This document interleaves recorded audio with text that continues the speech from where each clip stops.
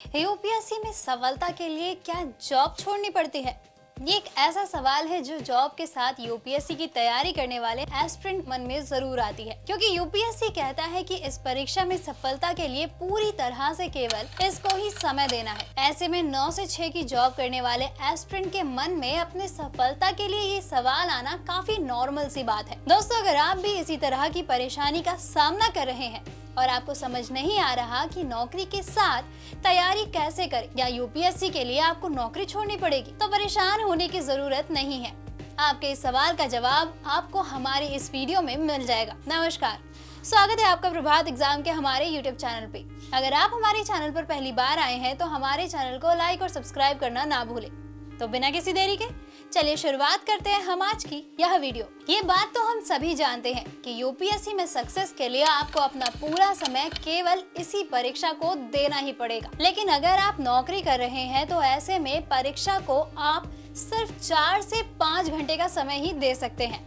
तो आपको अपने इन्हीं घंटों में कुछ ऐसी स्ट्रैटेजी बनानी होगी जिसमें आप कम समय में एक बेहतर स्ट्रैटेजी के साथ सफलता हासिल कर सके। इसके लिए सबसे पहले आपको लिमिटेड सोर्सेज चुनने होंगे। यूपीएससी की तैयारी के समय कई एस्पिरेंट्स एक ही सब्जेक्ट के कई सारी किताबें ले लेते हैं, जिस वजह से वे काफी कंफ्यूज हो जाते हैं और उन्हें सिलेबस भी बड़ा लगने लगता है।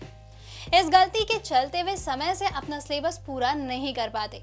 इसलिए आप शुरू से ही अपने लिए लिमिटेड बुक्स रखें और केवल उन्हीं किताबों से पढ़ें, क्योंकि आपके पास वैसे भी पढ़ने के लिए समय कम होगा।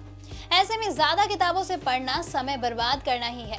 इसलिए तैयारी की शुरुआत से ही आप अपने लिए लिमिटेड किताबें रखें। नंबर 2, माइक्रो नोट्स बनाएं। यूपीएससी में सफलता चाहिए तो रिवीजन बेहद जरूरी है और इस चीज के लिए आपको शुरुआत से ही अपने लिए नोट्स बनाने की जरूरत होती है। लेकिन कई बार एस्पिरेंट हर टॉपिक के नोट्स बना लेते हैं और रिवीजन के समय वे काफी कंफ्यूज हो जाते हैं कि कौन से नोट्स ज्यादा जरूरी है। इसलिए एस्पिरेंट्स को नोट्स के साथ माइक्रो नोट्स भी बनाते रहना चाहिए, जिससे आप परीक्षा का समय आने पर उसकी मदद से अपनी तैयारी को बेहतर कर सके। कई एस्पिरेंट्स नोट्स तो बना लेते हैं, लेकिन आखिर में उन्हें ये पता ही नहीं चलता कि वे किस पॉइंट को अच्छे से पढ़े। ऐसे में उन्हें माइक्रो नोट से काफी हद तक मदद मिल सकती है। Number 3, basic guidance.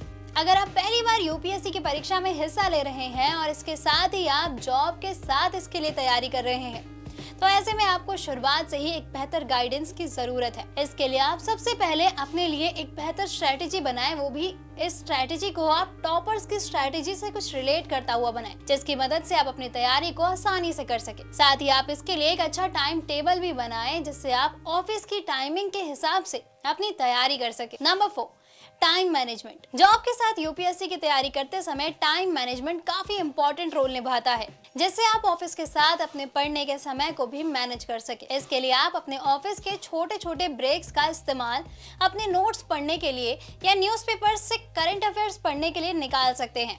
इसके साथ ही घर आने के बाद कुछ देर रेस्ट करें और अपने उन सब्जेक्ट्स को पढ़ें जो आपको मुश्किल लगते हैं। वहीं दिन की शुरुआत में आप ऑफिस जाते समय न्यूज़पेपर को पढ़ने में निकाल सकते हैं, क्योंकि आप सुबह के समय काफी फ्रेश होते हैं। ऐसे में न्यूज़पेपर पढ़ना आपके लिए काफी बेहतर हो सकता है। वहीं आखिरी और 5वां पॉइंट है लोगों से कनेक्टेड रहें। कई एस्पिरेंट्स आपको ऐसे मिल जाएंगे जो आपको यूपीएससी के समय लोगों से कनेक्टेड होने से मना करेंगे, क्योंकि इस परीक्षा में हर एस्पिरेंट डिस्ट्रैक्शन से बचना चाहता है, जिसके लिए वे लोगों से दूरी बना लेता है, जो कि एक गलत अप्रोच है।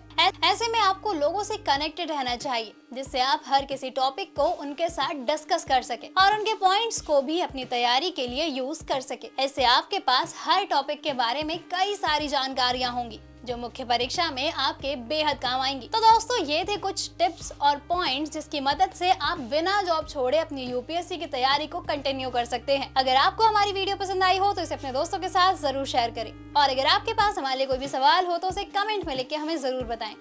जल्द ही आपसे फिर मुलाकात होगी एक नई वीडियो पे एक नए टॉपिक के साथ। तब तक के लिए नमस्कार।